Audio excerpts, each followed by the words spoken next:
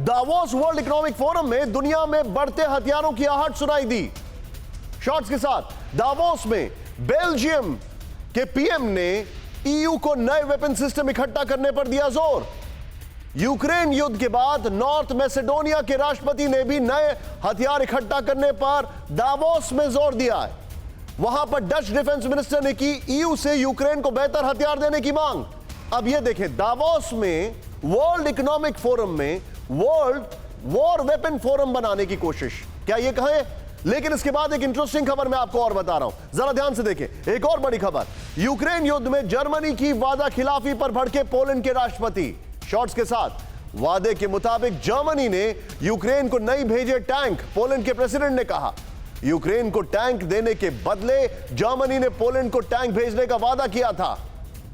German अखबार को दिए इंटरव्यू में पोलैंड के राष्ट्रपति ने की शिकायत, पोलैंड के पास ज्यादातर जर्मन मेड लेपर्ड्स टैंक हैं। ये दोनों ब्रेकिंग, दोनों शॉट के साथ मैं दीपक सर के पास चलूंगा। दीपक सर, वर्ल्ड इकोनॉमिक फोरम में I think the economy is driven by weapons, number 1। Number 2, weapons को लेकर भी खूब उठापटक चल रही है। जर्मनी ने वादा खिलाफी कर दी, they are still not United.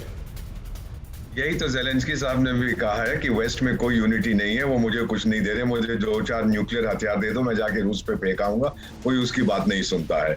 दूसरी चीज जो आपने जिक्र किया कि मैसिडोनिया और बेल्जियम और ये और वो कह रहे हैं कि नए नए हथियार लेने चाहिए। भाई कहाँ से खरीदोगे? Amazon.com पे ऑर्डर करोगे?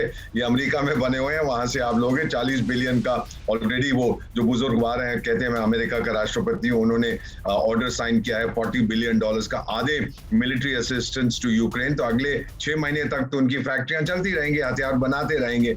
So I believe that you should not take this seriously. This is meaningless. ये कहने के लिए होता है।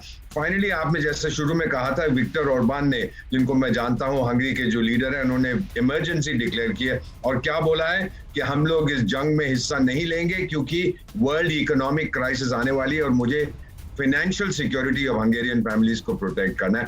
I believe he is talking a lot of sense. बाकी लोग तो हम ये कर देंगे, वो लिथुआनिया ने अभी सर 1960 के मॉडल के 20 आर्मर्ड पर्सनल कैरियर्स अमेरिकन भेजे हैं यूक्रेन को और बोला अब तो यूक्रेन युद्ध जीत जाएगा। और ये बोले कि ये $20 मिलियन के हैं, जबकि एक की कीमत $50,000 है। तो ये जो 1 लाख के भी नहीं है और ये 10 लाख के भी नहीं है, बोल दिया कि ये 15 मिल जाएंगे। अमेरिकन सिस्टम है। बस उन 20 आर्मर्ड पर्सनल कैरियर के साथ जो वियतनाम जंग में यूज किए गए थे, अब तो बस रूस बर्बाद हो जाए। What is this nonsense that we are? Absolutely right. बच्चे समझते हैं हम लोगों को।